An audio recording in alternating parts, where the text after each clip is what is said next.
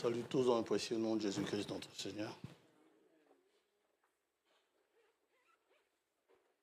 Frère Nestor, frère Nestor voyage aujourd'hui. Frère Benoît devait voyager aujourd'hui aussi pour le Congo, mais il a retardé son voyage. Il partira courant de la semaine, je crois. Et bon, nous prions pour que leur voyage se passe bien. C'est pour quelques jours.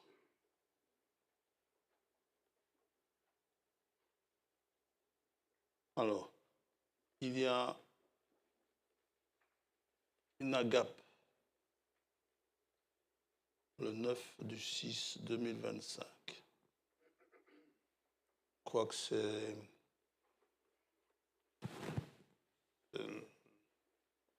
le lundi de la Pentecôte, ça. Le lundi de la Pentecôte,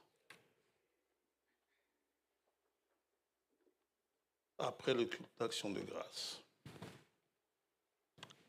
Tous ceux qui le veulent partager, qui veulent partager un moment de communion fraternelle sont les bienvenus et venez avec vos casseroles, hein? Pas vides, avec ce que vous proposerez. Voilà, donc pour le 9 juin, le 9/6. Alors, le frère Tombo propose, que je me demande de proposer à l'Assemblée, qu'à la veille d'une Sainte Seine, nous puissions avoir une réunion un peu qui ressemblerait à un culte d'action de grâce pour pouvoir se mettre dans l'atmosphère. Comme on a Sainte Seine le dimanche, propose à ce que nous puissions avoir un culte le samedi soir. Enfin, ouais. Ou le samedi, heure à convenir, on peut mettre samedi pendant la journée, c'est comme vous voulez. Heure à convenir. Et s'il y en a qui sont intéressés par la proposition, je vous laisse réfléchir ou bien je vous demande maintenant. Qui est intéressé? Il y a beaucoup d'abstention là. Bien. Ça va. C'est maintenu alors comme on fait d'habitude, hein, jusqu'à ce que, bon, si les avis changent. Ouais. J'ai vu ton bras, oui, tu veux. Ah, un temps de réflexion quand même, ok? On va donner un temps de réflexion.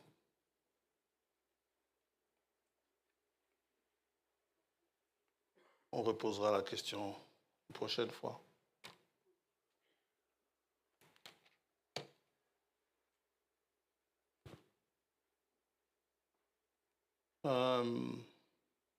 Dimanche passé, en parlant des mamans, ça c'est Fabrice qui est venu vite dans le bureau pour redresser la situation. J'aurais dit qu'il n'y a pas de chef, oui.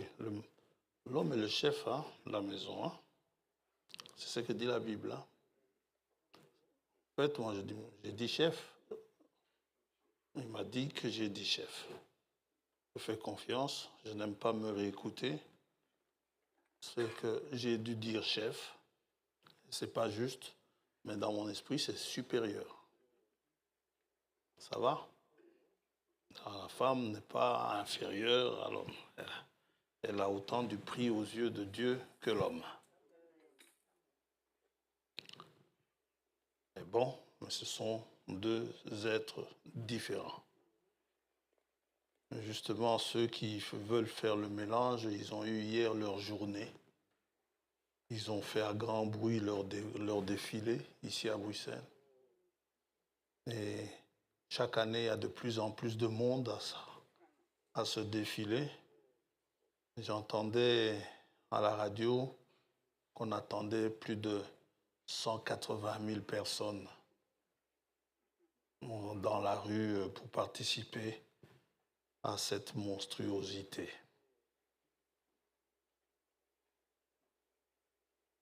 Il ne s'en cache plus, hein. C'est vraiment un temps de Sodome.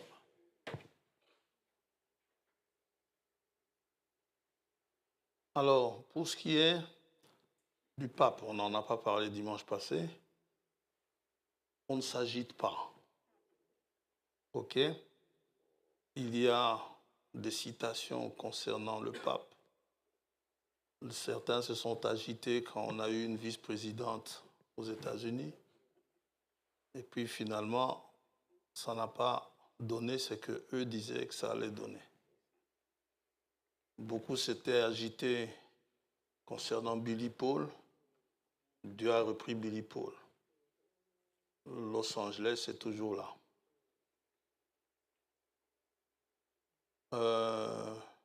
D'autres se sont agités aussi concernant Frère Franck. Frère Franck est parti se reposer.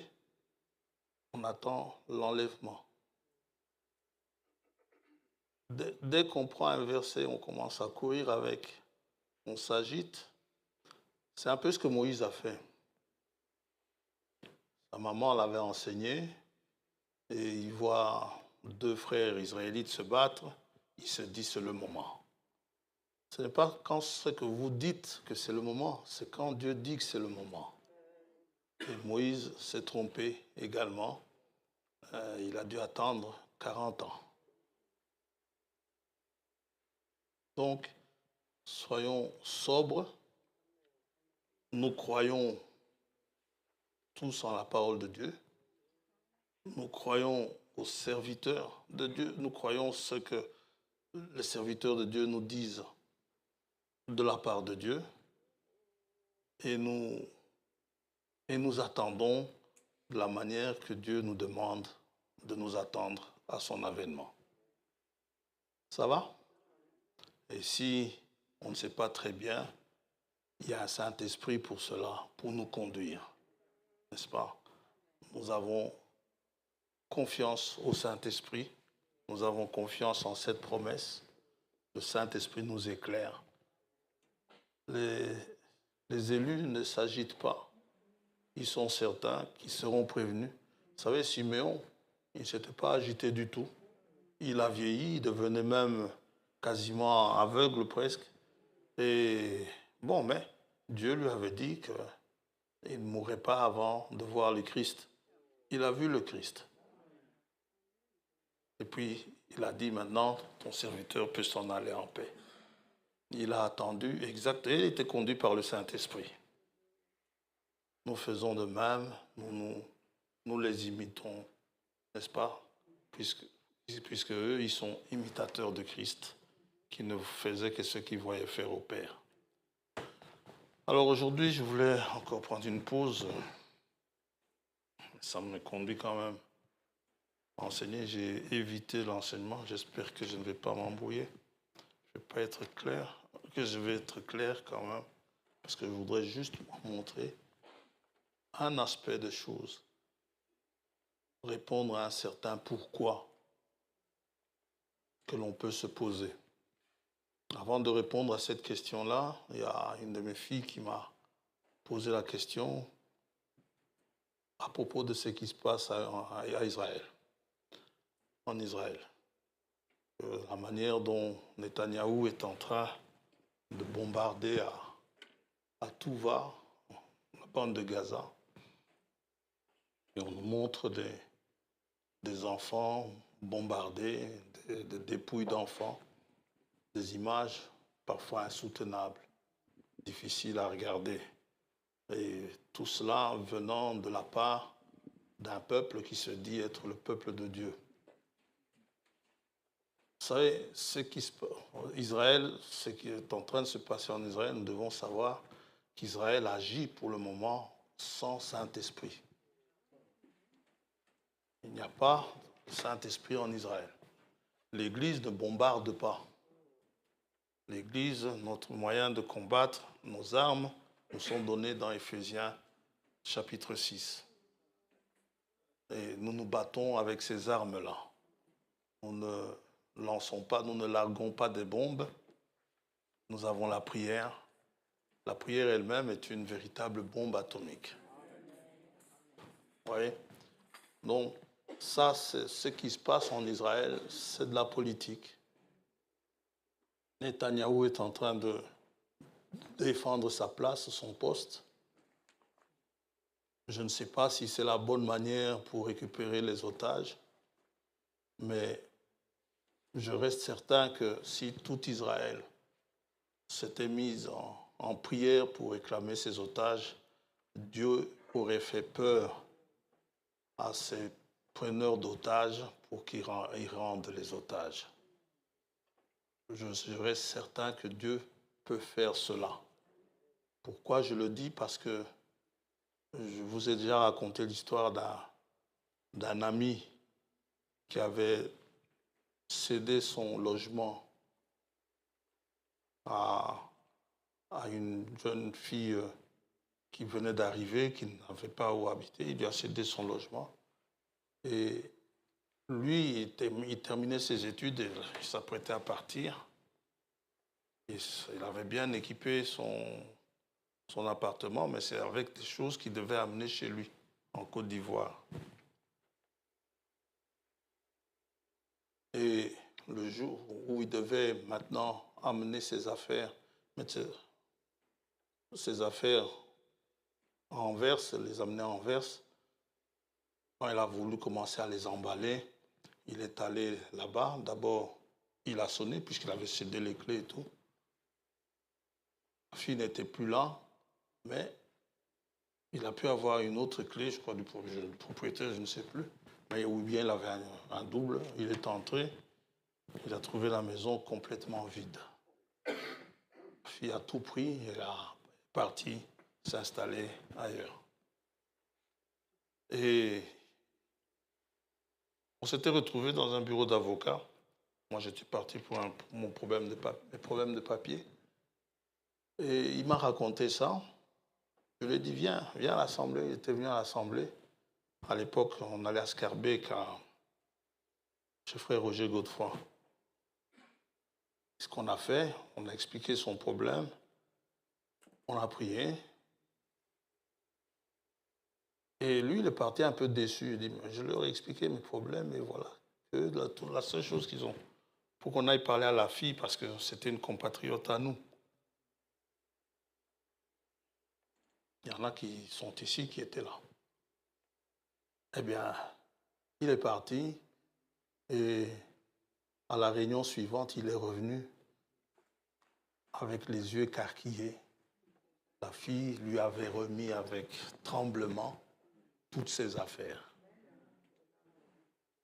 C'est le même Dieu qui a fait revenir un voleur de voiture, n'est-ce pas? Lors d'une réunion que frère Branham avait tenue. Et pendant la réunion, on a volé sa voiture, à la voiture de quelqu'un. Et il est venu le dire au frère. Et le frère a prié. Ils ont prié ensemble, ils se sont mis en prière. Eh bien, le voleur, Dieu lui a parlé en chemin. Et il a abandonné la voiture en courant. Vous voyez? Donc, moi, je crois que les otages, Dieu est capable de faire rentrer les otages. Mais bon, Israël, pour le moment, n'a pas le Saint-Esprit. Et le monde va les haïr encore de plus en plus. Ils vont passer par des moments extrêmement difficiles. Pourquoi font-ils comme ça? C'est de la politique.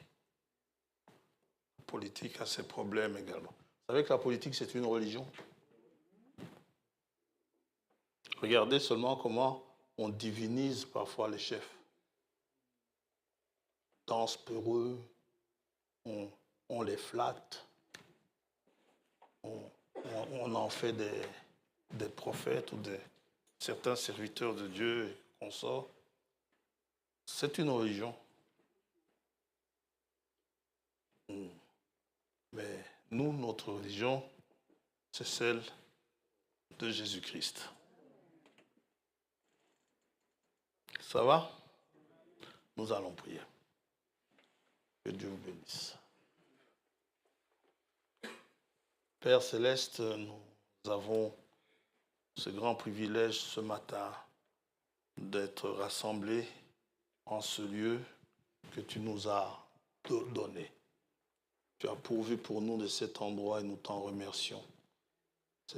Nous nous y assemblons afin de te servir, afin d'apprendre de toi ce que tu attends de nous et donne-nous une oreille attentive lors de nos rassemblements pour que nous puissions écouter comme écoutent tes disciples.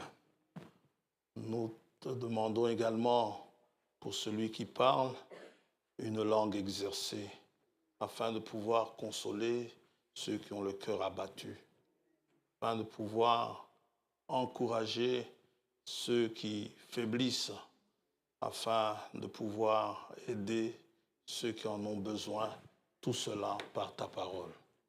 Mets en nous cette parole vivante qui nous permet même de déplacer les montagnes, qui nous permet de pouvoir nous frayer un chemin, même là où il n'y en a pas, et que ta grâce surabonde lorsque nos péchés abondent. Nous te demandons vraiment pardon pour cela, que tu nous assistes, que tu nous pardonnes, comme nous pardonnons également à ceux qui nous ont offensés. Sois béni, que ton nom soit loué, que ton nom soit honoré. Ne nous laisse pas porter ce nom en vain, que nous puissions le porter en t'honorant toi, parce que tu es digne d'être honoré. Bénis ta parole et inspire-la ce matin. Merci pour tous les bien-aimés qui sont là. Ceux qui ne sont pas là, que tu sois avec eux. Te remettons nos frères qui voyagent, que tu sois avec eux dans leur voyage, à l'aller comme au retour. Que tu sois le gardien de leur maison pendant qu'ils ne seront pas là. Nous te demandons cela au nom de Jésus-Christ, notre Seigneur. Amen. Amen.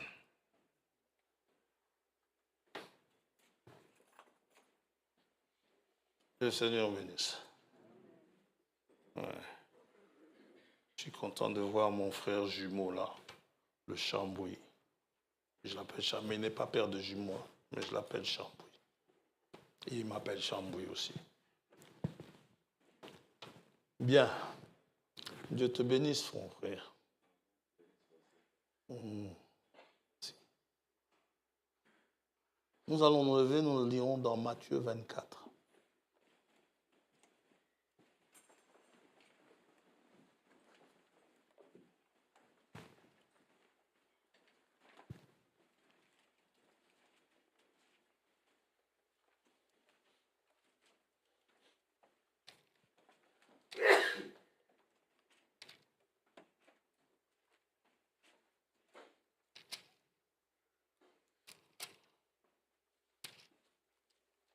Les 2 premiers versets.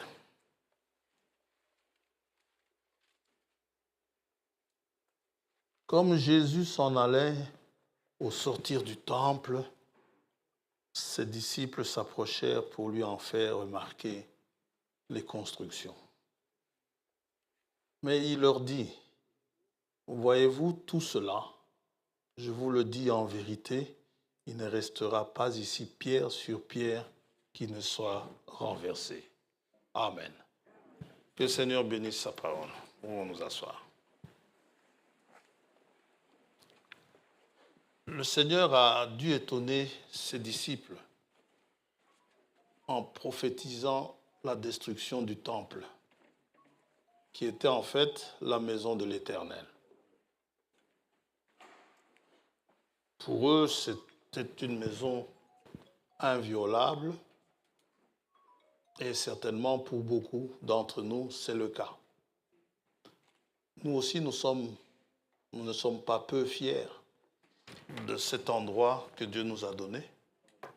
C'est vrai que ce n'est pas un bâtiment splendide, mais ça nous permet en toute liberté de nous rassembler, hein, sans problème, sans rien devoir à personne.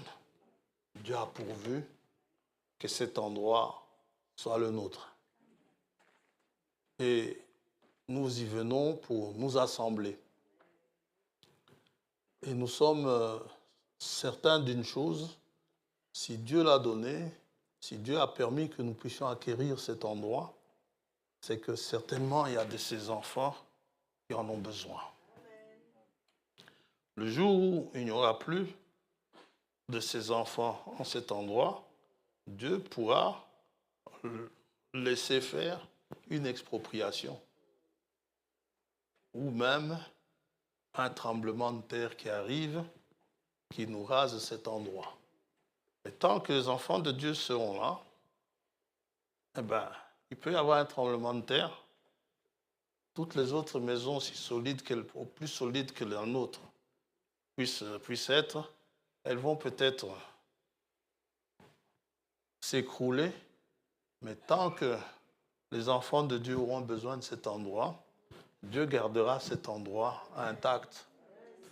Vous savez, la maison de Rahab n'était certainement pas la plus solide qui était sur la muraille, mais quand il y a eu l'écroulement de la muraille, toute la muraille est tombée, sauf la maison de Rahab. C'était pas beau ça? Amen. Dieu est bon pour les siens. Amen. Alors maintenant, ceci veut dire quoi? Ceci veut dire si un jour nous venons et nous trouvons la maison complètement dévastée, on devrait se poser des questions. Et bien observer attentivement nos voies, en regardant derrière nous s'il n'y a pas quelques problèmes. Et surtout en espérant que l'enlèvement n'a pas eu lieu. Parce qu'il n'y aura pas d'enlèvement de rattrapage. Alors, je voulais juste parler de ça ce matin, où ces disciples pouvaient se demander comment est-ce que cette maison sacrée, n'est-ce pas, comment peut-elle être rasée? Comment Dieu peut-il permettre cela? Et c'était une belle maison.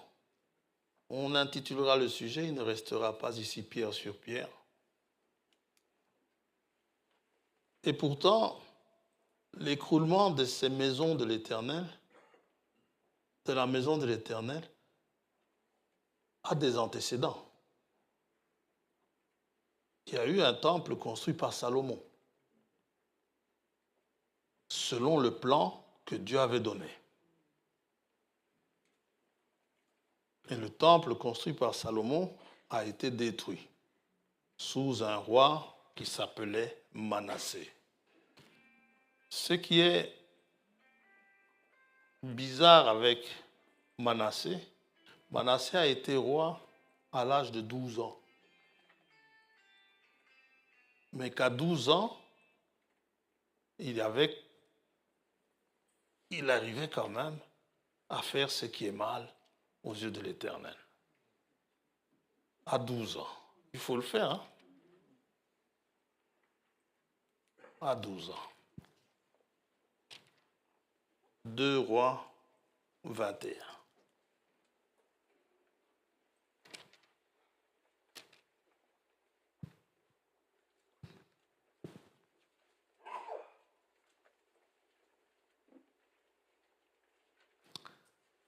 Et pourquoi Dieu a permis ça? Regardez ce que Manassé a fait.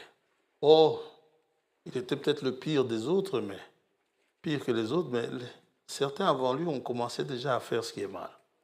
Manassé avait 12 ans lorsqu'il devint roi et il régna 55 ans à Jérusalem, donc au royaume de Juda. 55 ans, ça veut dire 55 plus 12, 67 ans. À l'âge de 67 ans, n'est-ce pas? Il n'était plus roi. Sa mère s'appelait Hephsiba. J'ai cherché cette Hephsiba, mais comme c'était déjà le matin, je n'avais plus beaucoup de temps, je n'ai pas pu la trouver, mais je la chercherai encore. Vous savez, quand la Bible donne des précisions sur une maman, nous avons parlé de la fête des mamans dimanche passé. Quand la Bible donne des précisions sur une maman, il faut faire bien attention. Ça peut être une bonne maman, ça peut être une mauvaise maman. Il y a des mamans qui ont une bonne influence sur leurs enfants, d'autres très mauvaises, jusqu'aujourd'hui. Alors, de très mauvaises influences, comme Jézabel avait de mauvaises influences sur ses enfants. C'est encore valable aujourd'hui. C'est valable pour les mamans, c'est aussi valable pour les papas. Quand Jacob dit, on a vu ça dans les actions de grâce ici, il dit Siméon et Lévi sont frères. Ce n'est pas un scoop, ça. Tout le monde sait que Siméon et Lévi sont frères. Même père et même mère. Siméon et Lévi sont aussi frères de Ruben. Si on ne prend que les enfants de Léa, ils sont frères de Ruben et ils sont aussi frères de Juda. Mais au moment de la bénédiction, il ne cite que ces deux-là. Siméon et Lévi. Pourquoi? Parce que dans la famille, ils ont eu un problème avec leur sœur. Le fils de Sichem avait enlevé leur sœur et l'avait déshonorée. Et Jacob, quand il a appris, il a dit à ses enfants. Et ses enfants ont vu cela d'un très mauvais œil. Surtout les 4.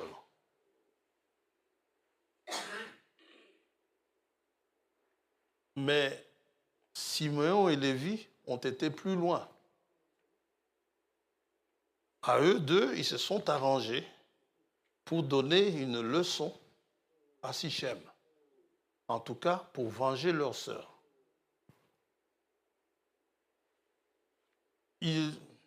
Sichem, finalement, après avoir déshonoré leur sœur, vous connaissez l'histoire, hein? C'est dans Genèse 34. Ils se sont assemblés, à eux deux, Siméon et Lévi, et ils ont imaginé un plan pour s'en prendre à Sichem. Et Sichem, après avoir déshonoré Dina, à leur sœur, Sichem a aimé Dina. Il est allé demander sa main finalement à Jacob disant « Je veux l'épouser ». Mais en Israël, j'ai beau vous dire ces choses-là, en Israël, les choses ne se passent pas comme ça. Que vous déshonorez d'abord et puis vous allez vous marier. Ça ne se passe pas comme ça. Ce n'est pas moi qui fixe ces choses. C'est la Bible. Et quand il a demandé finalement la main, ils n'ont pas voulu. ils ont refusé. Et Siméon et Lévi, ils ont fait semblant d'accepter. Ils ont dit, OK, on pourrait épouser notre sœur, mais nous, on ne peut pas donner notre sœur à un incirconcis. Comme tu es le chef aussi du village, il y a toi et tout ton village qui doit se circoncire. Parce que si Shem avait proposé, ben, nous prendrons vos filles comme en mariage et vous prendrez les nôtres aussi. Et nous ne pouvons pas non plus épouser des filles d'incirconcis. Alors, ordonner une circoncision. Et comme il aimait tellement la fille, il a ordonné une circoncision générale. Tous les mâles de la ville se sont fait circoncire. Et Lévi et Siméon, ils ont attendu au jour où ils étaient dans leur grande faiblesse, dans leur convalescence, pour les attaquer, chaque mâle dans le village. Ils ont tué chaque personne. C'est une vengeance. Jacob a vu ça. Jacob n'a pas accepté. Il n'a pas du tout aimé cela, même si un tort lui avait été fait. Et il a même dit ceci dans Genèse 49. J'espère que je ne me trompe pas.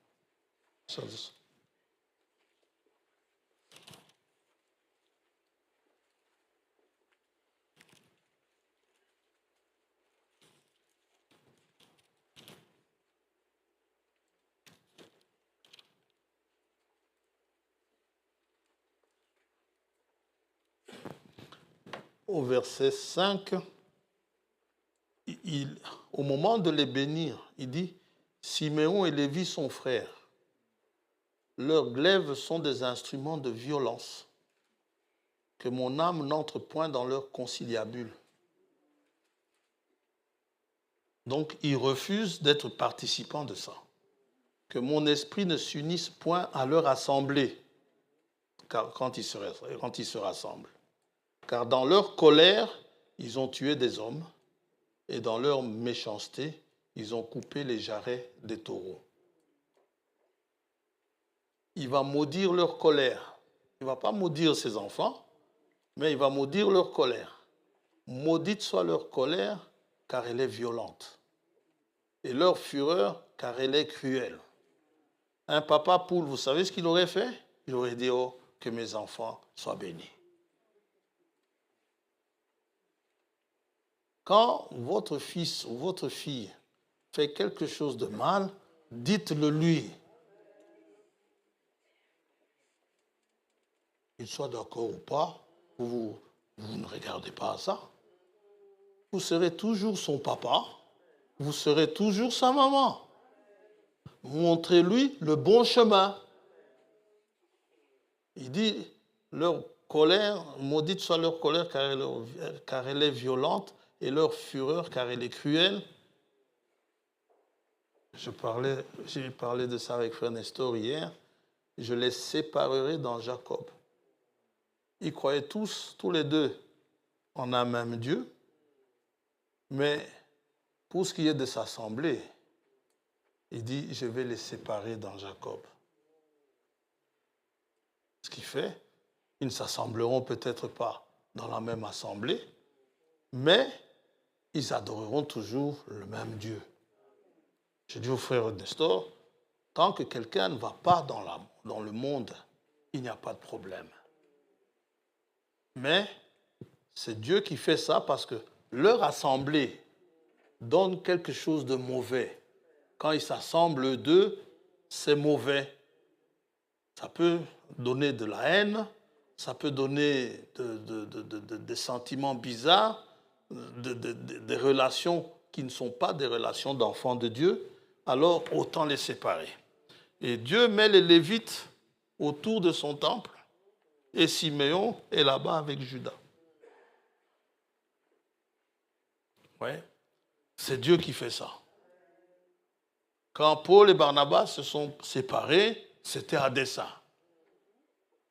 Tous les deux enseignaient le même Dieu, mais si c'était pour continuer à discuter, ils discutaient pour un cousin. Paul dit, je ne veux plus de lui. L'autre dit, c'est mon cousin. Finalement, ils se sont séparés. Mais la parole de Dieu a continué. Alors, j'ai dit à mon frère, ce qu'il fait, il ne faut pas s'en émouvoir. Il faut prier seulement Dieu. Revenons au temple. Et Manassé a souillé le temple. Il a pollué le temple. 2 Rois 21.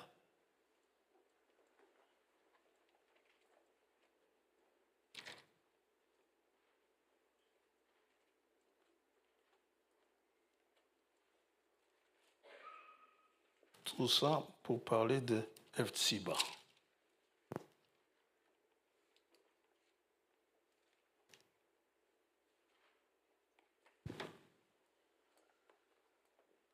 Deux Rois 21, verset 2. Manassé fit ce qui est mal aux yeux de l'Éternel, à 12 ans, selon les abominations des nations que l'Éternel avait chassées devant les enfants d'Israël. Donc il a fait exactement comme les nations, un peu comme nos ados aiment faire, comme le monde aujourd'hui. Allons verset 4. Il bâtit des autels dans la maison de l'Éternel, quoique l'Éternel ait dit, c'est dans Jérusalem que je placerai mon nom. Il ne faut pas souiller le nom du Seigneur. Il bâtit des autels à toute l'armée des cieux dans les 2 parvis de la maison de l'Éternel. Tout ça parce que c'était une maison que Salomon avait construite. Et Salomon avait fait cette prière dans 1 Roi 8, n'est-ce pas? Disant, on lira cela tout à l'heure, où quand quelqu'un sera quelque part, n'est-ce pas, s'il se tourne vers ce temple, ce qui fait que tu l'exauces du haut des cieux. Sous la conduite, finalement, Dieu va permettre à Nebuchadnezzar de raser, de venir et de tout prendre et de les prendre. Ils vont les amener captifs à Babylone. Et le temple sera rasé. Pourtant, ils ont construit cette maison sous la direction de Dieu. Et le fait que Dieu ait voulu habiter au milieu de son peuple, ça date depuis longtemps. Dieu dit à Moïse que les enfants d'Israël me feront un sanctuaire. Ça a commencé par un tabernacle. Le tabernacle, ça veut dire la tente. C'est une tente qui pouvait se déplacer. Et puis finalement, David a eu le désir de construire un temple fixe. Dieu dit non, ce ne sera pas toi, ce sera ton fils qui va construire. Et Dieu a donné les plans à David.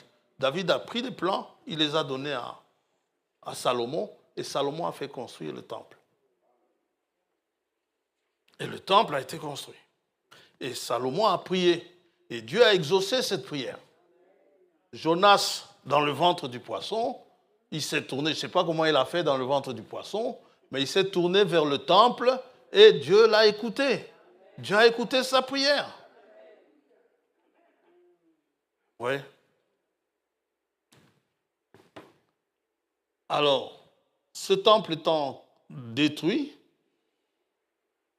c'est un antécédent. Ils vont en reconstruire un autre, sous la conduite de Zorobabel.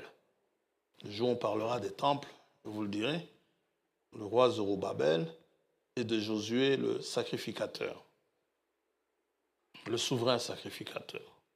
Ils ont reconstruit le temple de Salomon, mais pas aussi beau que celui de Salomon. C'était même décevant pour... Je lisais ça dans Esdras ce matin. Dans Esdras, chapitre 3, les vieux sacrificateurs qui avaient connu le premier temple, quand ils ont vu ce temple-là, ils étaient déçus. Et ils ont même pleuré.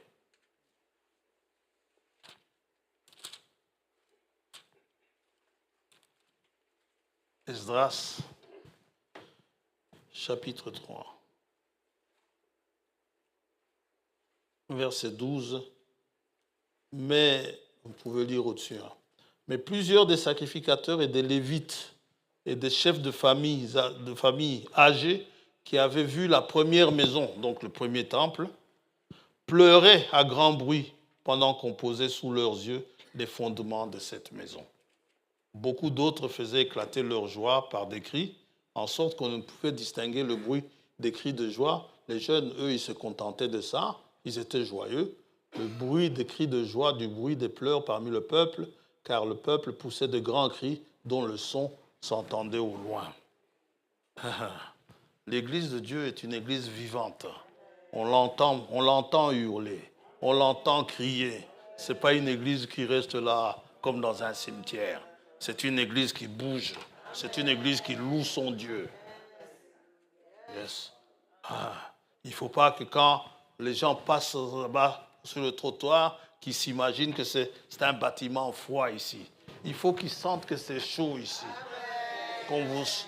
Non pas que Fabrice augmente le volume, mais non, mais avec vos voix, que ça sorte là-bas. Ils sont en train de chanter. Vous savez que ça attire la curiosité. Quand vous entrez avec quelqu'un, vous le croisez, il a envie de regarder ce qu'il y a à l'intérieur. Yes, parce qu'il vous entend chanter. Amen. C'est une parole vivante, cette parole. Gloire à Dieu. D'ailleurs, Agé, le prophète Agé, les a repris. Eux, ils étaient contents. Dieu les a bénis. Ils sont rentrés, ils se sont construits leur maison et ils ont cru qu'ils pouvaient se reposer. Agé leur dit, mais est-ce que vous croyez que c'est le moment de vous reposer pendant que la maison de l'Éternel n'est pas encore bien en place? Agé, chapitre 1er.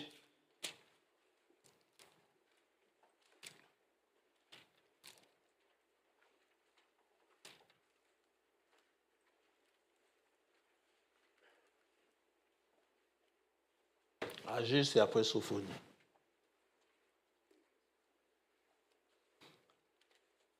Verset 3. C'est pourquoi la parole de l'Éternel leur fut adressée par Agé le prophète en ces mots. Est-ce le temps pour vous d'habiter vos demeures lambrissées, c'est-à-dire bien décorées, des bois de décoration, les lambris, c'est ça. Quand cette maison est détruite, la maison de l'Éternel est détruite, ainsi parle maintenant l'Éternel des armées. Considérez attentivement vos voies. Vous qui avez des difficultés, chaque le 3 ou le 4 du mois déjà, alors que votre salaire est entré depuis le 29 ou le 30. Écoutez ceci. Vous semez beaucoup et vous recueillez peu. Vous mangez et vous n'êtes pas rassasiés. Vous buvez et vous n'êtes pas désaltérés. Vous êtes vêtus et vous n'avez pas chaud.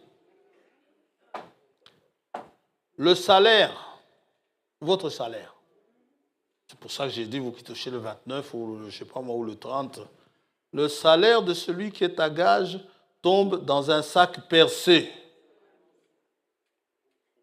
Je ne sais pas, vous gagnez 3 000 € par mois, donc par exemple, on vous met vos 3 000 dans le sac, hop, vous regardez le sac, il n'y a plus rien. Et pourquoi? Parce que vous négligez la maison de l'Éternel. Ainsi parle l'Éternel des armées, considérez attentivement vos voies.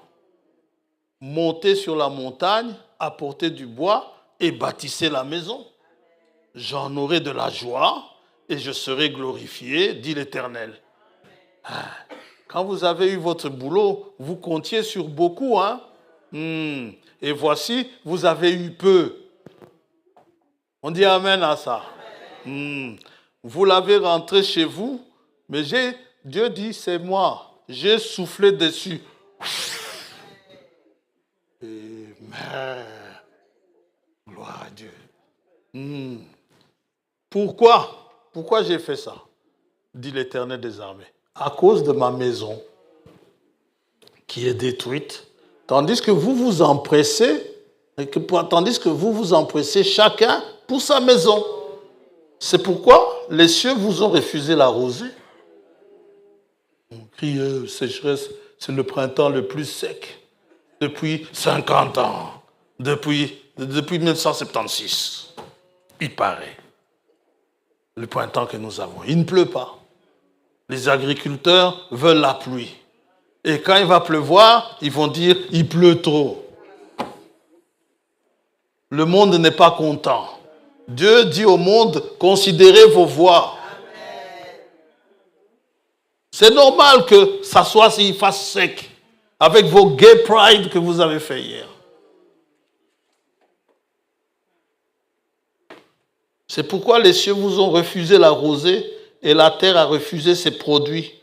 J'ai appelé la sécheresse sur le pays, sur les montagnes, sur le blé, sur le mout, sur l'huile, sur ce que la terre peut rapporter, sur les hommes et sur les bêtes et sur tout le travail des mains. Il y en a un qui s'était... Il y a un fermier, je crois qu'il est fermier, oui, qui se plaignait à la radio. Il avait planté du maïs, et il se plaignait. Bon, le maïs n'a toujours pas levé parce qu'il n'y a pas de pluie. Qui donne la pluie? C'est Dieu. Gloire à Dieu. Donc, c'est le temple de Zorobabel que, si vous voulez apprendre des Zorobabel et de Josué, vous continuez au verset 12, vous allez le voir. Ils vont reconstruire un temple. Finalement, on connaît très peu ce qui s'est passé avec ce temple. J'ai regardé, je n'ai pas pu voir. Mais finalement, Hérode a eu l'idée de construire un temple. Hérode, c'est un fils d'Édom. C'est un Édomite. Édom, c'est Ésaü. Il n'était pas juif. C'est un Éduméen, comme on dit. Le temple d'Hérode, c'était un temple très bling-bling. Un peu comme les autres fils d'Ismaël, là-bas, n'est-ce pas, savent construire. Quand vous voyez des images ou des photos de ces villes-là, au Qatar, Doha, n'est-ce pas, Dubaï et toutes ces choses, ce sont des bâtiments bling-bling. Amen. Alors, Hérode a voulu qu'on a construit un temple comme ça. C'était un bâtiment très, très beau, en tout cas. Plus grand. Il y a un historien qui dit plus magnificent que les deux autres. Donc, il y avait de la magnificence. Mais Hérode a construit ce temple pour des raisons politiques. Il voulait gagner la faveur des Juifs. Quand Frère Branham dit, si vous voulez discerner l'esprit de quelqu'un, si c'est un bon esprit ou pas, il dit, regardez le motif. Pourquoi il fait telle chose? Pourquoi veut-il construire ce temple? Est-ce pour lui? Est-ce pour adorer Dieu? Est-ce pour quoi? Ne dites pas que ça c'est vraiment le Saint-Esprit, non. Ça c'est l'ego de Hérode qui avait des calculs politiques pour que les Juifs votent pour lui. Il leur a construit un temple, comme si ils allaient manger le temple.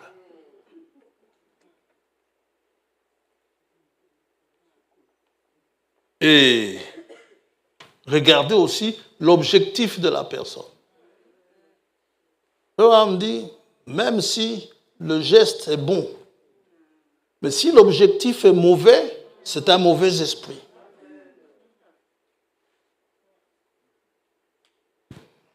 Bon, il a construit ce temple. Et ce temple, c'est celui dont il est question dans Matthieu 24. Mais nous n'allons pas parler de l'histoire du temple ce matin.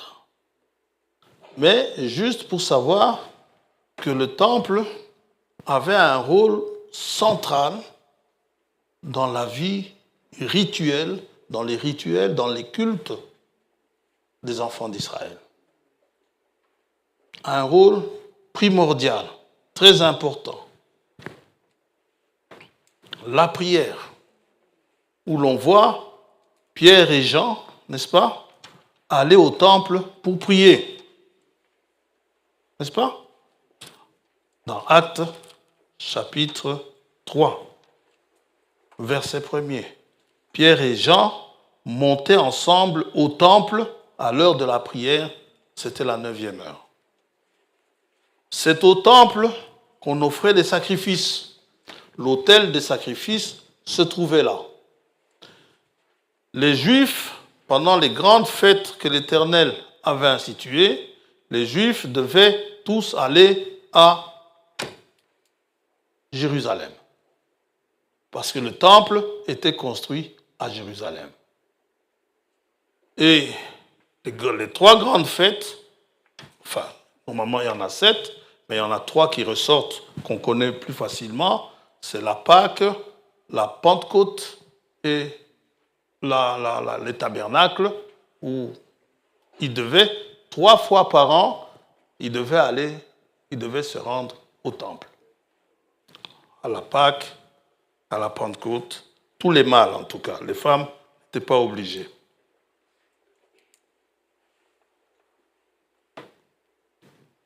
Et tous les Juifs qui y allaient, ils y allaient pour adorer. C'est un lieu d'adoration important. Parce que pour adorer, il faut d'abord que vous soyez sans péché.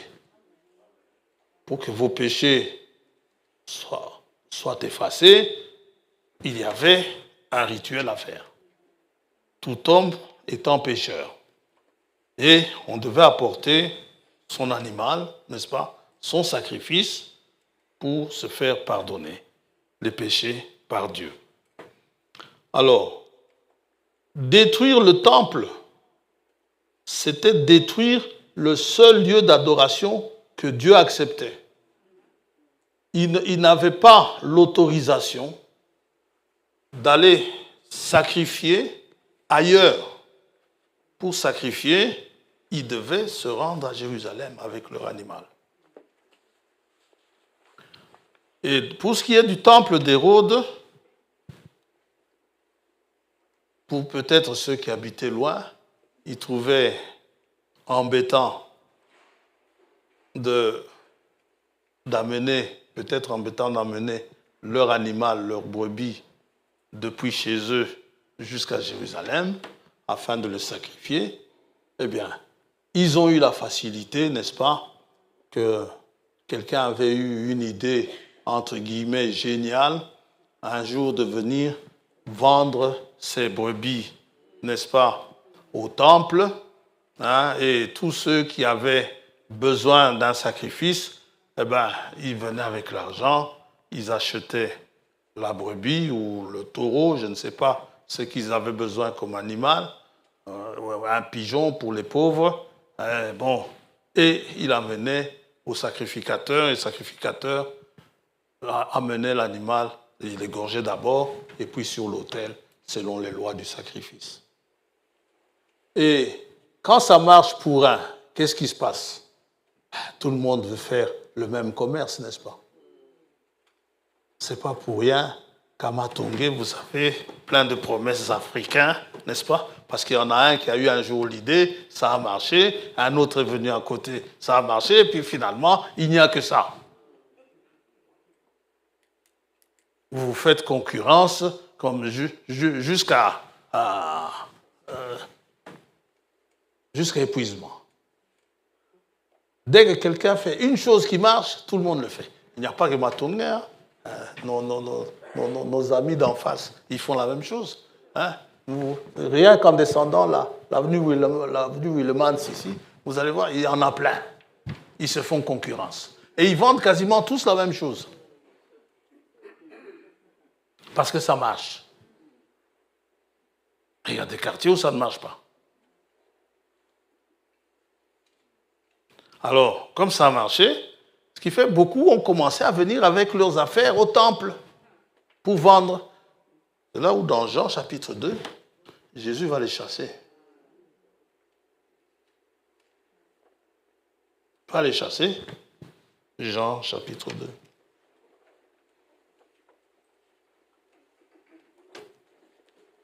Donc c'était devenu un lieu commercial, n'est-ce pas?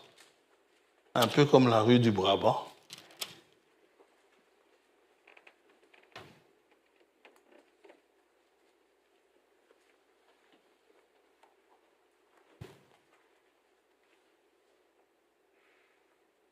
Verset 13, la Pâque des Juifs était proche et Jésus monta à Jérusalem.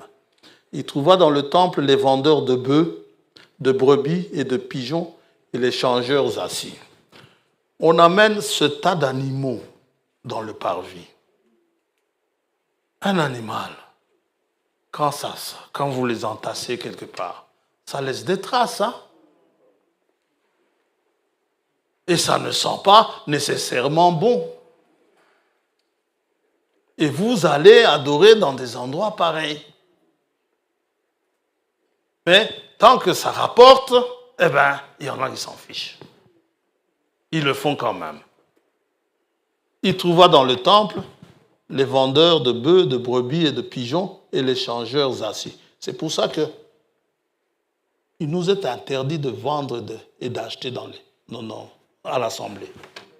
Parce que ça risque de devenir un lieu de vente. Quelqu'un qui fait quelque chose, hop, je vais vendre ça à l'assemblée. Ayant fait un fouet avec des cordes, il les chassa tous du temple. Ainsi que les brebis et les bœufs, il dispersa la monnaie des changeurs et renversa les tables. Et il dit aux vendeurs de pigeons, ôtez cela d'ici, ne faites pas de la maison de mon père une maison de trafic. Ses disciples se souvinrent qu'il est écrit, le zèle de ta maison me dévore. Oui. Alors, le temple devait servir uniquement à l'adoration et au service envers Dieu. Et c'est le seul lieu d'adoration, nous y arriverons pas aujourd'hui, Frère Branham a prêché là-dessus, c'est le seul lieu d'adoration que Dieu pouvait accepter. Dans Acte 2:5, nous voyons des gens venus de partout qui étaient venus pour adorer. Au lieu d'adorer chez eux, ils venaient adorer là-bas, parce que c'était destiné à ça. Verset 5, « Or, il y avait en séjour à Jérusalem des Juifs, hommes pieux, de toutes les nations qui sont sous le ciel. » Donc, il y avait peut-être des Congolais aussi à l'époque, ceux qui en avaient les moyens. Au bruit qui eut lieu, n'est-ce pas? La multitude accourut et elle fut confondue parce que chacun les entendait parler dans sa propre langue. Ils ont peut-être parlé Lingala et Chiluba et je ne sais pas moi, et tout ça là-bas, ce jour-là, selon tous ceux qui étaient là. Parmi eux, il y avait l'eunuque éthiopien. Acte chapitre 8.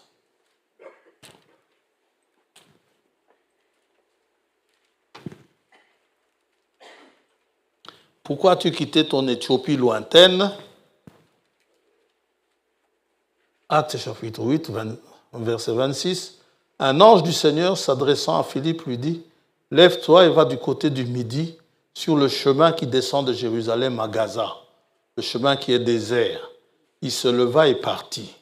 Et voici un Éthiopien, un eunuque, ministre de Candace, reine d'Éthiopie, et surintendant de tous ses trésors, venu à Jérusalem. Pourquoi? Pour adorer. C'est pour cela qu'il était venu, pour adorer. Donc, ce temple était destiné à cela. Cet immeuble est aussi destiné à cela.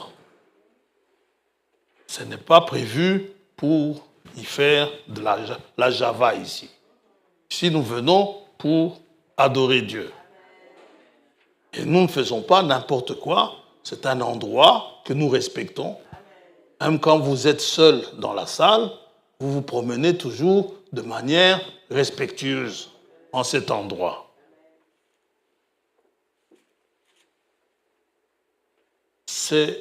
Mais c'est Dieu lui-même pourtant qui va détruire ce temple. Le temple dont il ne restera plus pierre sur pierre. Les disciples étaient étonnés, ils ont posé la question, mais quand est-ce que ça arrivera? Oui, c'est Dieu lui-même qui va détruire ce temple. Alors que Dieu, il demande des adorateurs. Dieu cherche des adorateurs, dit Darby. Dans Jean 4,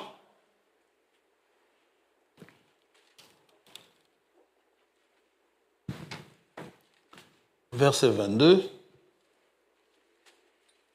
vous adorez ce que vous ne connaissez pas. Nous adorons ce que nous connaissons. Car le salut vient des Juifs. Mais l'heure vient, et elle est déjà venue, où les vrais adorateurs adoreront le Père en esprit et en vérité. Car ce sont là les adorateurs que le Père demande. Donc, Dieu demande des adorateurs. Il ne veut plus d'adorateurs du temple, il veut des adorateurs en esprit et en vérité. Et déjà, depuis Jérémie, Dieu a prophétisé cette destruction. Jérémie va en pleurer. Lamentation, chapitre 2.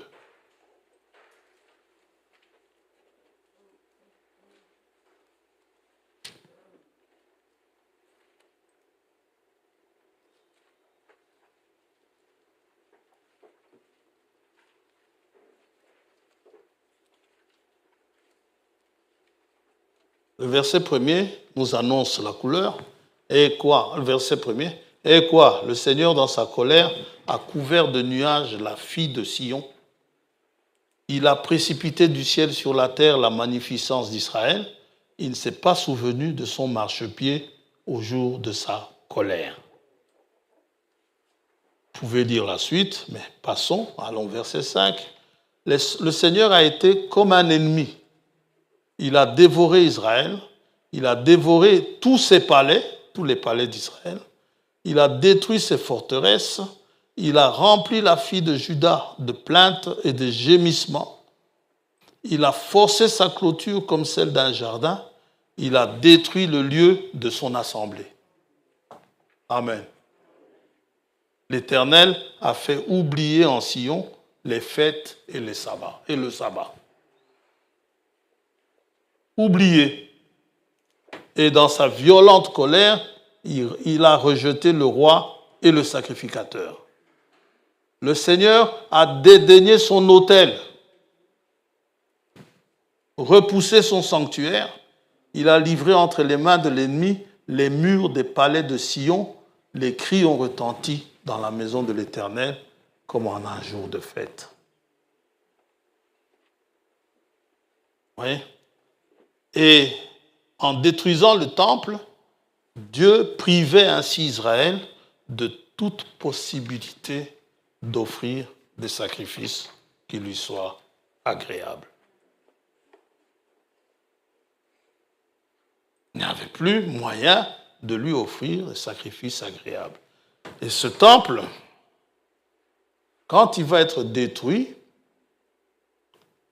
que va-t-il se passer? Le fondement va rester, plus ou moins, et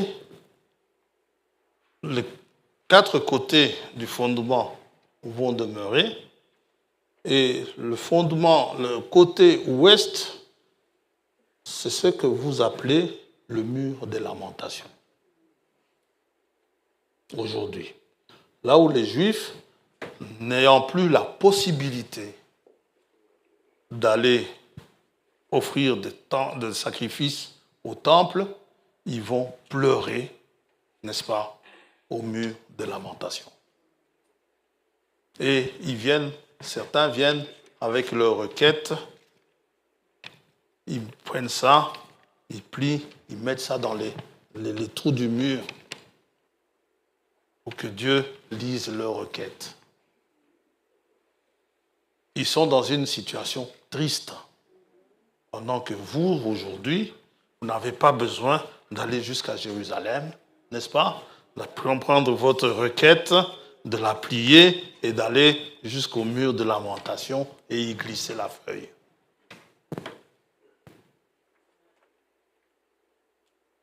Donc, plus de sacrifice. S'il n'y a plus de sacrifice, il n'y a pas de sang. S'il n'y a pas de sang, il n'y a pas de pardon.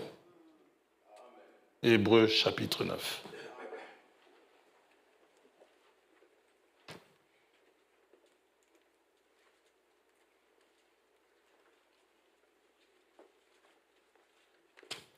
Verset 22. Et presque tout, d'après la loi, est purifié avec du sang. Et sans effusion de sang, il n'y a pas de pardon. Et Dieu va détruire le temple. Et pourquoi Dieu détruit-il ce temple?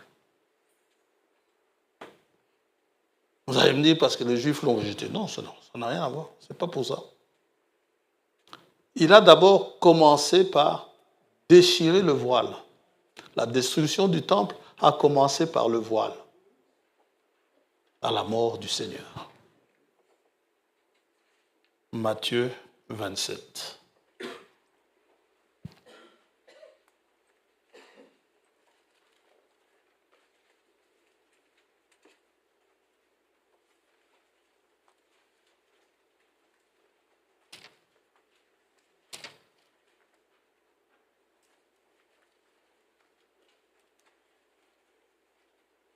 Verset 50, Jésus poussa de nouveau un grand cri et rendit l'esprit. Et voici, le voile du temple se déchira en deux, depuis le haut jusqu'en bas. La terre trembla, les rochers se fendirent, les sépulcres s'ouvrirent et plusieurs corps des saints qui étaient morts ressuscitèrent. Cette situation, sans temple, donc sans sacrifice, pas de sang, et le roi des Juifs, il est là, il est crucifié, ils sont aussi sans roi. Parce que les mages, quand ils sont arrivés à Jérusalem, ils ont posé la question, il est où le roi des Juifs qui vient de naître? Bon. Comment est-ce que vous savez qu'il vient de naître? Nous avons vu son étoile là-bas depuis l'Orient et nous sommes venus pour l'adorer. Puisque c'est à Jérusalem qu'il faut adorer. Alors nous croyons qu'il est ici. Non, non, il est né à Bethléem. Et ils sont allés jusqu'à Bethléem. Dans Osée, chapitre 3, Dieu va dire à Israël cette situation.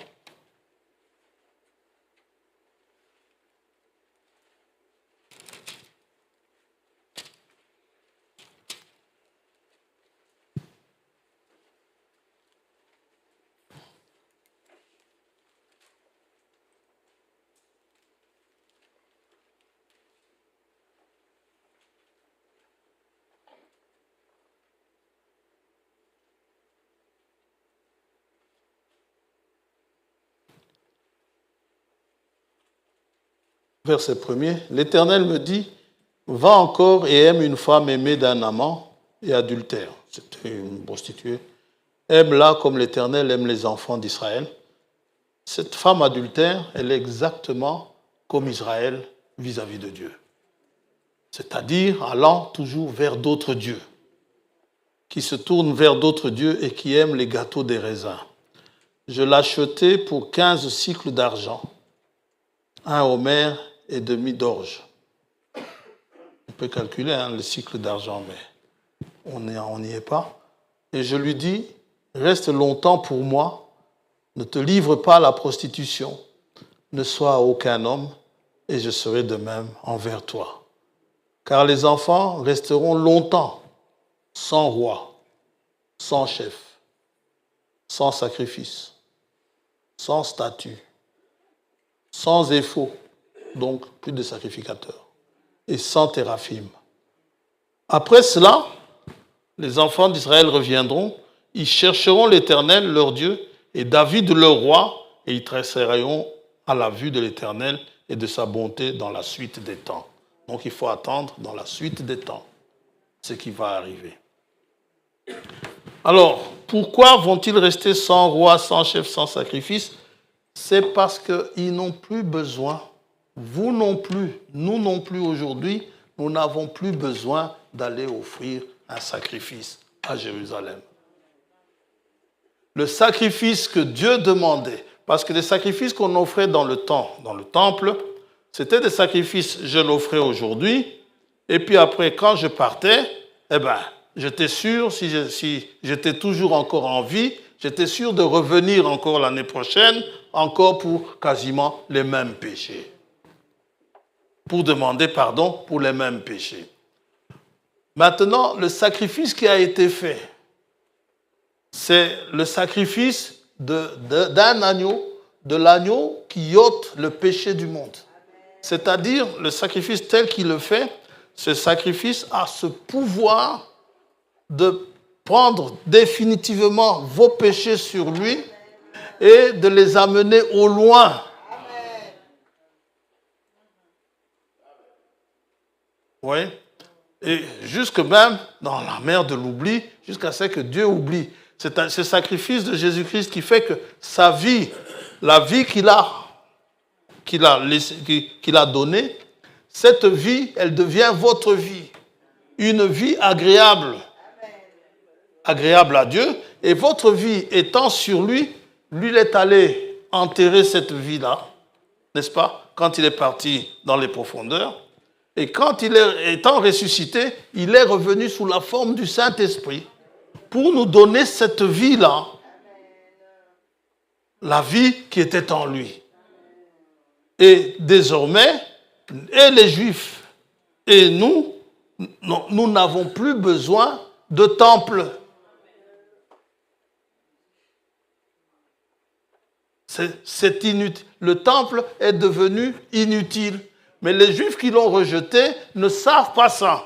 C'est pourquoi ils continuent à aller pleurer au mur de lamentation. Mais nous ne pleurons pas au mur de lamentation. Nous nous réjouissons. L'apôtre nous dit, soyez toujours joyeux. Tous les autres sacrifices sont devenus inutiles. Quand Christ est mort, c'est un sacrifice excellent qui a été offert. Ésaïe nous dit ceci dans Ésaïe 53, pour vos iniquités. Je sais qu'on n'aime pas trop que je parle des iniquités, mais nous sommes tous des iniques. On ne va pas dire que les bêtises que nous commettons, nous ne savons pas que c'est mauvais. Nous savons que c'est mauvais. Pourquoi est-ce que je me mets à genoux et puis je dis Seigneur, pardonne-moi? C'est parce que je sais que ce que j'ai fait est mal.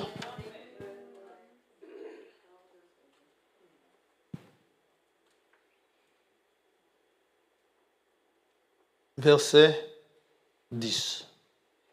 D'abord, verset 1er. Qui a cru à ce qui nous était annoncé? Qui a reconnu le bras de l'Éternel?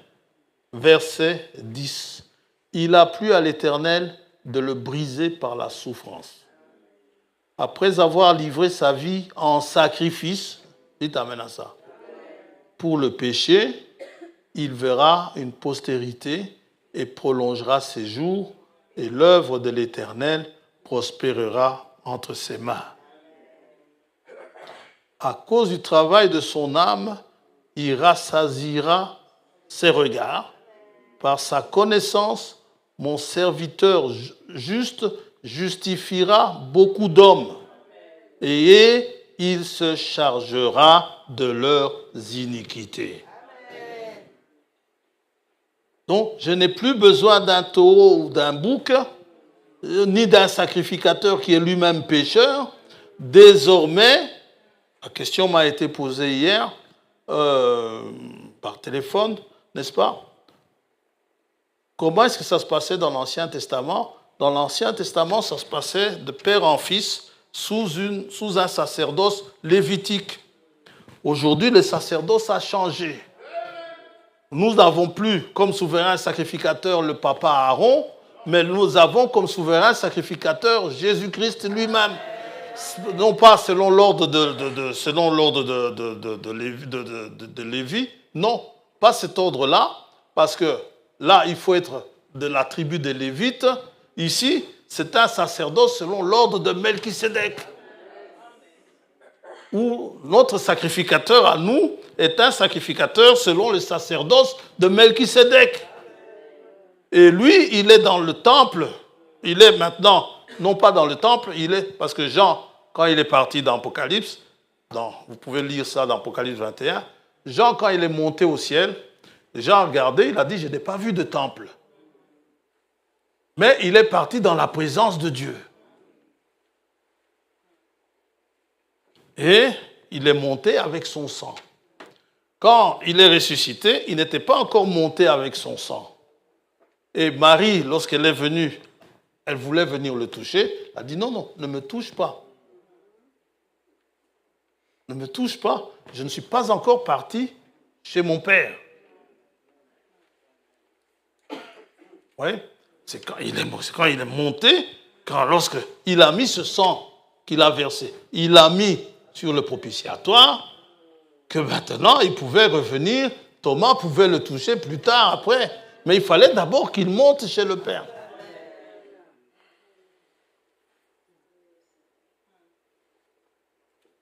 Et Dieu a été satisfait de ce sacrifice. Aujourd'hui, au nom de Jésus-Christ, vos péchés vous sont pardonnés. Que ferions-nous? Simple, repentez-vous. Nous avons vu dans Osée, il dit, ils reviendront vers l'Éternel. Et Dieu dit, je les accueillerai. Et Dieu aime ça. C'est vrai, lorsqu'il y a le péché, vous vous repentez, n'est-ce pas? Et Dieu vous pardonne. Et évidemment, la repentance ne suffit pas. Il faut que le péché, que le tort que vous avez causé à Dieu soit réparé. Il faut que la faute soit expiée.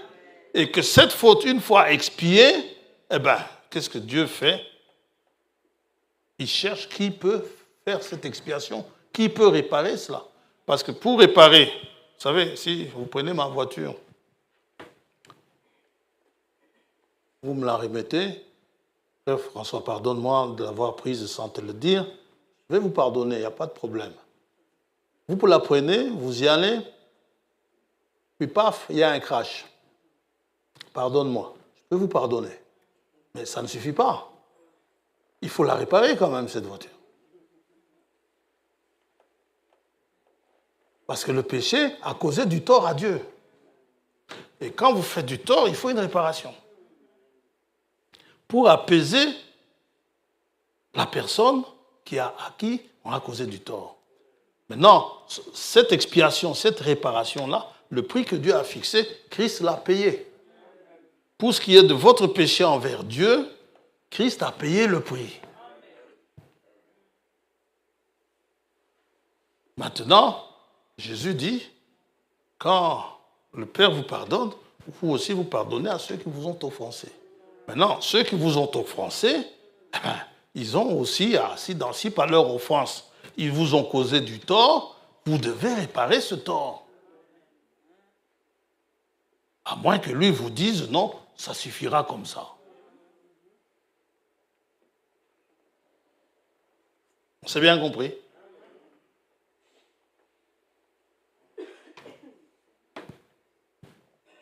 Tous les autres sacrifices, donc, sont désormais inutiles pour ce qui est de mes iniquités. Parce que Christ s'est offert lui-même. Comme toujours, donc il s'est offert comme victime expiatoire. Comme toujours, Dieu a annoncé d'avance. Il leur a dit aux disciples. Nous aussi, pour ce qui est de l'enlèvement, il nous a annoncé plein de choses à l'avance. Nous sommes, vous savez, celui qui sera surpris à l'enlèvement, il sera surpris parce que l'enlèvement a eu lieu, mais il ne sera pas surpris d'être resté. Il saura pourquoi il est resté.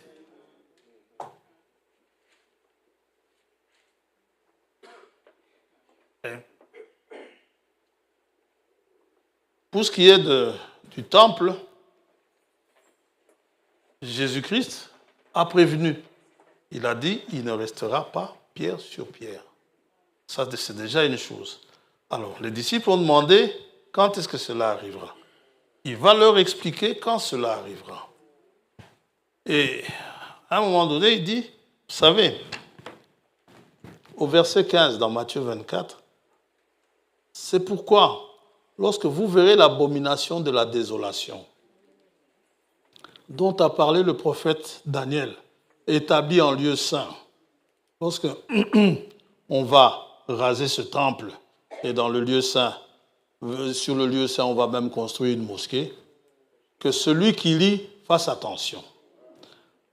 Christ donne le tuyau, alors que ceux qui seront en Judée fuient dans les montagnes. Il parle de ceux qui sont en Judée. Que celui qui sera sur le toit ne descende pas pour prendre ce qui est dans sa maison.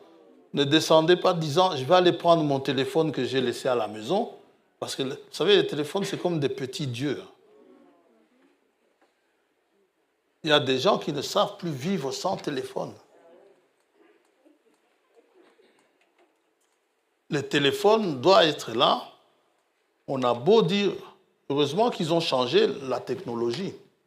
Parce que les anciennes batteries, elles étaient dangereuses. Hein. Ça provoquait des incendies. Et des gens dormaient avec leur téléphone et une fois que la batterie, en charge même, une fois que la batterie trop chargée explosait, ça provoquait un incendie et ça provoquait des morts qui pourraient tout à fait inutiles.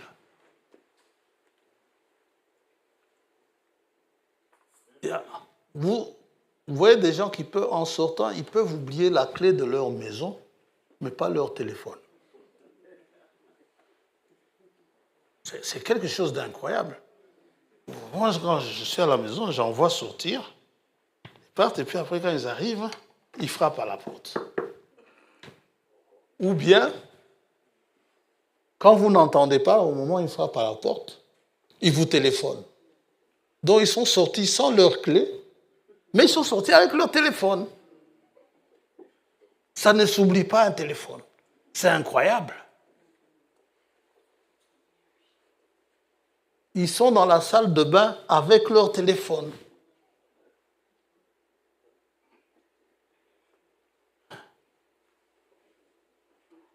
Non. Est-ce que tu as une Bible? Ma Bible est dans mon téléphone. C'est bien. Tu la lis au moins.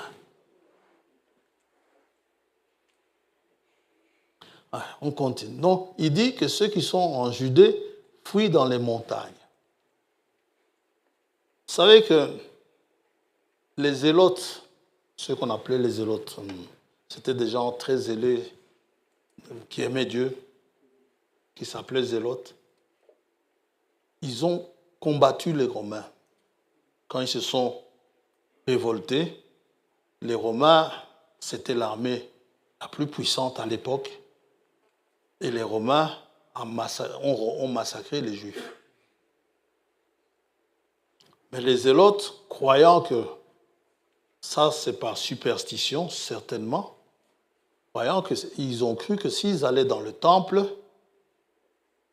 les Romains allaient avoir peur de les y suivre et que de toute façon, l'Éternel, le grand Jéhovah, allait les sortir de là. Or, Jésus-Christ leur a dit, n'est-ce pas, fouillez dans les montagnes. Suivez les conseils divins. Ne venez pas avec des propos qui semblent être spirituels alors qu'ils ne le sont pas. Il y en a qui vous disent les yeux dans les yeux, moi, je serai derrière Frère Branham et je serai enlevé. Sois derrière frère Branham. On va te mettre dans son tombeau et sois derrière lui. D'autres vous disent, mes brochures. Ils se cachent derrière les brochures. Les brochures ne vous sauveront pas. D'autres, je prends ma Bible. Prenez votre Bible, ce n'est même pas par la foi, hein. C'est par superstition. Parce que je suis dans le temple, ils ne viendront pas. Hein? Eh bien, les Romains, qu'est-ce qu'ils vont faire? Ils ont incendié le temple.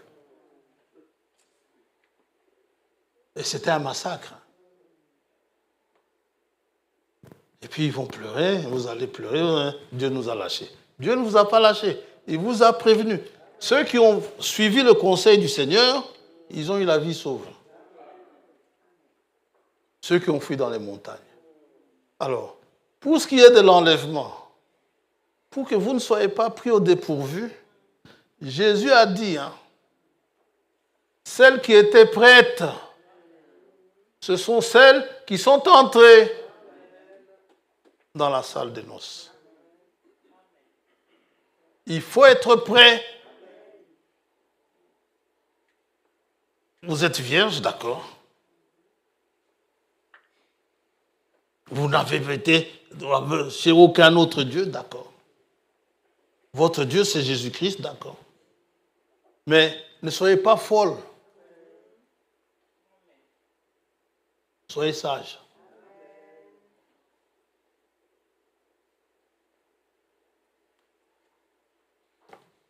Ce sont celles qui étaient prêtes. Jésus a dit, soyez prêts. Ce sont ceux qui étaient, lisez dans Matthieu 25, versets 6 à 10, ce sont celles qui étaient prêtes. Qui est prêt? C'est celui qui est vêtu du fin lin. Regardez vos œuvres, les œuvres que vous dégagez. Vos œuvres, parce que le fin lin, ce sont les œuvres justes des saints. Ce que tu as fait là, est-ce que c'est juste? Qu'est-ce qui est juste? Faites ce que la Bible vous demande de faire. La Bible, hein, comme ça, le livre ici tel qu'il est là. Vous savez, au Congo, à un moment donné, quand on vendait encore les cacahuètes dans des papiers, il y en a qui déchiraient les papiers de la Bible, ils vendaient des cacahuètes avec. Hein.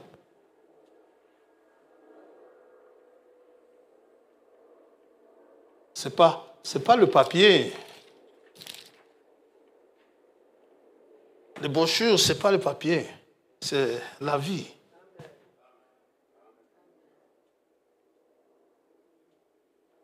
C'est la vie qui est là.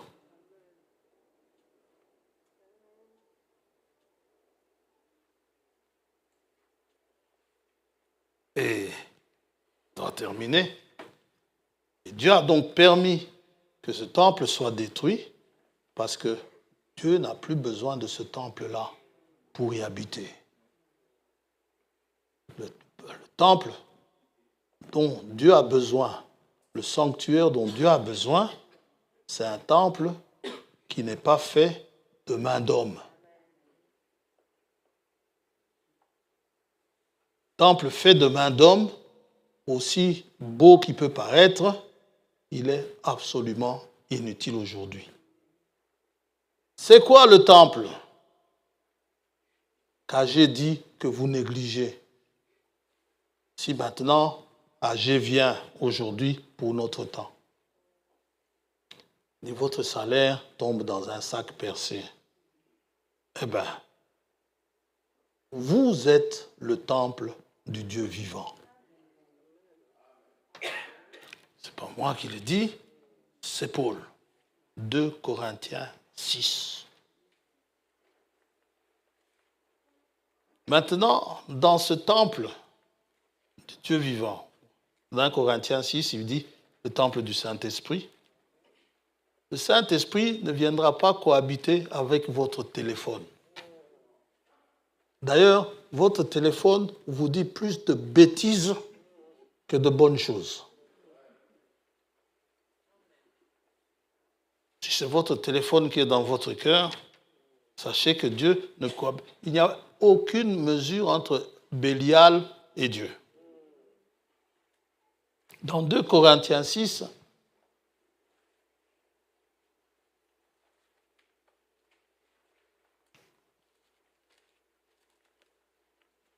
verset 14, « Ne vous mettez pas avec les infidèles sous un joug étranger, car quel rapport y a-t-il entre la justice et l'iniquité, ou qu'y a-t-il de commun entre la lumière et les ténèbres? Quel accord y a-t-il entre Christ et Bélial? Il n'y a aucun accord, ils ne sont pas d'accord. Ou quelle part a le fidèle avec l'infidèle? Il n'y a pas. Quel rapport y a-t-il entre le temple de Dieu et les idoles? Car nous sommes le temple du Dieu vivant. Comme Dieu l'a dit, j'habiterai et je marcherai au milieu d'eux. Je serai leur Dieu et ils seront mon peuple. Quand vous êtes croyant et que vous lisez ça ou que vous entendez ça, ça veut dire que vous savez que quand vous marchez, le Dieu vivant, saint, est au milieu de vous. Il est avec vous. Alors, abstenez-vous de faire des choses qui peuvent l'attrister. N'attristez pas le Saint-Esprit par lequel vous avez été scellés. C'est Ephésiens 4, 30. C'est pourquoi sortez du milieu d'eux et séparez-vous, dit le Seigneur. Ne touchez pas à ce qui est impur et je vous accueillerai. Nous sommes le temple du Dieu vivant. Je ne dis pas que chacun est un temple. Ça veut dire que Dieu aurait plusieurs temples. Il n'en a qu'un. Nous sommes des pierres, des blocs sur lesquels il construit son temple. Le temple, nous sommes des pierres vivantes, n'est-ce pas?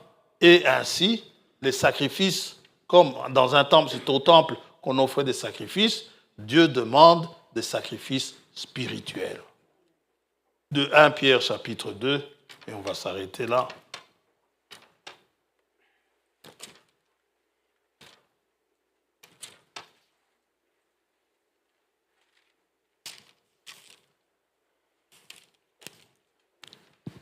« 1 Pierre chapitre 2,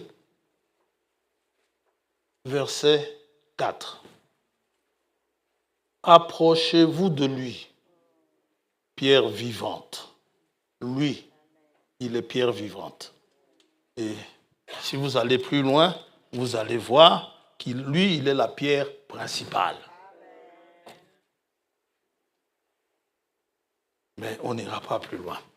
Approchez-vous de lui, pierre vivante, rejetée par les hommes, mais choisie et précieuse devant Dieu. Et vous-même, comme des pierres vivantes, nous-mêmes, édifiez-vous pour former combien de maisons? Une. Une maison spirituelle, un saint sacerdoce, afin d'offrir des victimes spirituelles agréables à Dieu par Jésus-Christ. Donc, tous les chrétiens forment un édifice. Et cet édifice-là est formé comment? On le voit dans Ephésiens 4. Ça va? On voit ça dans Ephésiens 4, où les uns sont appelés comme, les uns sont appelés comme, n'est-ce pas? Tout cela dans un but afin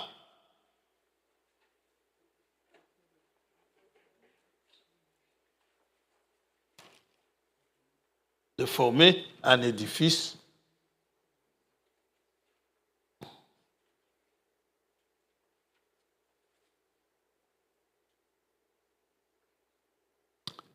Et il a donné, verset 11, et il a donné les uns comme apôtres, les autres comme prophètes, les autres comme évangélistes, les autres comme pasteurs et docteurs, pour le perfectionnement des saints en vue de l'œuvre du ministère et de l'édification du corps de Christ.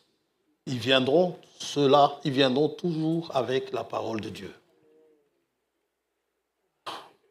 jusqu'à ce que nous soyons tous parvenus à l'unité de la foi et de la connaissance du Fils de Dieu, à l'état d'homme fait, à la mesure de la stature parfaite de Christ. Ainsi, nous ne serons plus des enfants, flottant et emportés à tout vent de doctrine par la tromperie des hommes, par leur ruse, dans les moyens de séduction, mais en professant la vérité dans l'amour, nous croîtrons. Vous voulez croître, ne pas toujours rester un gamin ou une gamine, eh bien, nous professons la vérité, nous croîtrons à tous égards en celui qui est le chef, Christ. C'est de lui et grâce à tous les liens de son assistance que tout le corps bien coordonné et formant un solide assemblage tire son accroissement selon la force qui convient à chacune de ses parties et s'édifie lui-même dans l'amour. L'Église, c'est la maison de Dieu, dit l'apôtre. L'Église, chaque membre de l'Église est une pierre qui constitue, n'est-ce pas, cette Église. Nous allons prier.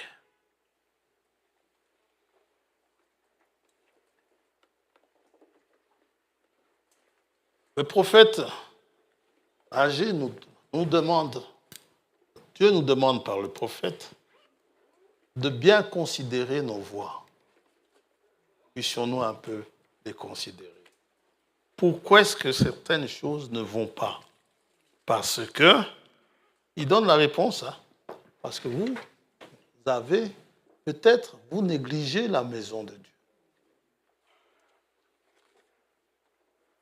Nous ne voulons pas négliger la maison de Dieu.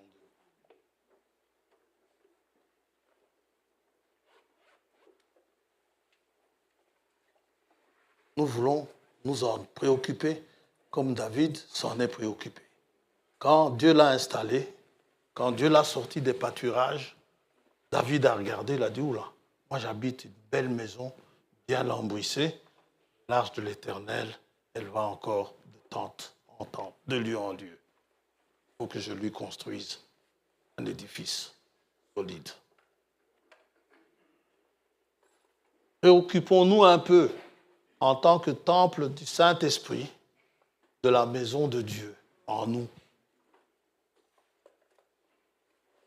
Que nous puissions considérer nos voies et que le sang de Jésus-Christ vienne nous purifier de tout péché, afin que Dieu, le Dieu saint, puisse trouver sa place de nous. Prions le Seigneur.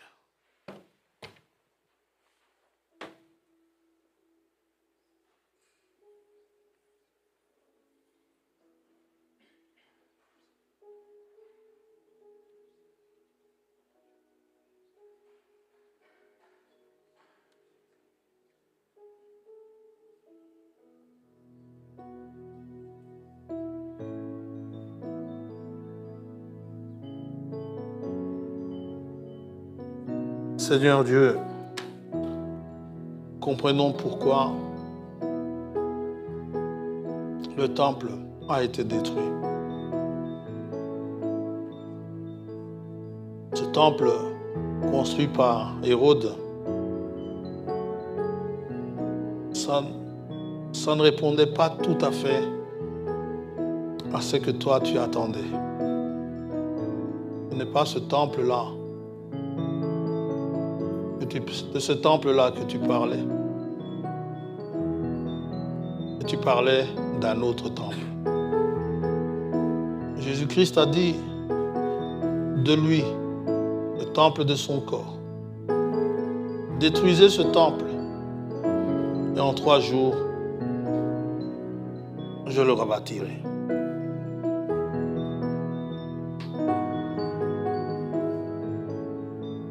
Et c'est ce qu'il fait. Il bâtit justement ce temple, son corps.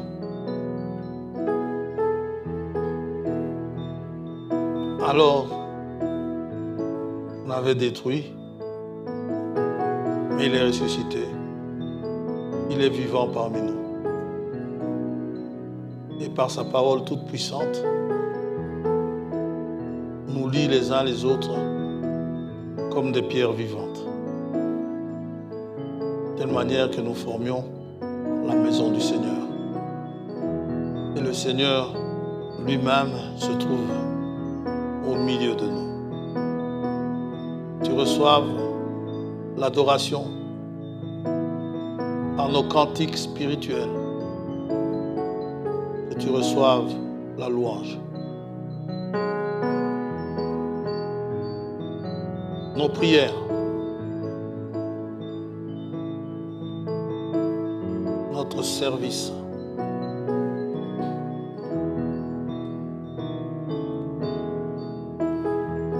et notre offrande, l'offrande de nous-mêmes,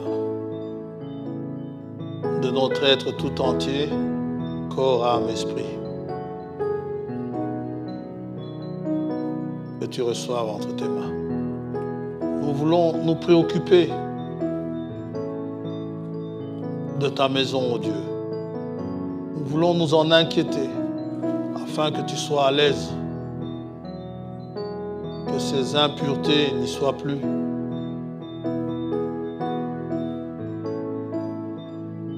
Que tu nous aides, que tu viennes là, comme autrefois, alors qu'il y avait ces vendeurs qui avaient fait la maison de prière, ils avaient fait une maison de trafic. Tu les as chassés. Tu as chassé tous ces bœufs, toutes ces brebis, tous ces vendeurs, tous ces trafiquants. Que tu les chasses de nos cœurs, car ta maison est une maison de prière. Bâtis ta maison, Seigneur. Nous sommes tout à toi. Tu nous demandes de nous séparer, d'eux. Donne-nous de le faire et que nous suivions Jésus-Christ sur le chemin. Pierre a dit, nous avons tout quitté pour te suivre. Puissions-nous avoir la même dévotion que Pierre.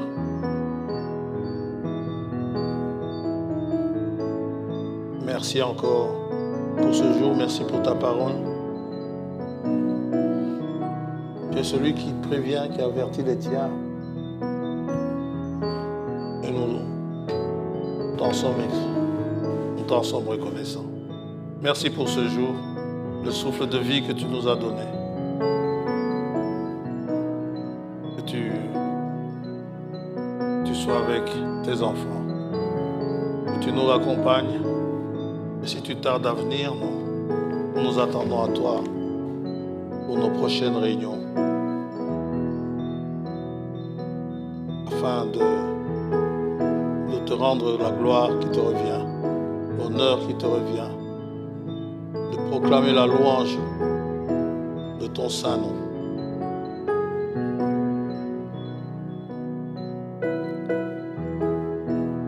Au nom de Jésus-Christ, notre Seigneur, nous t'avons prié. Amen.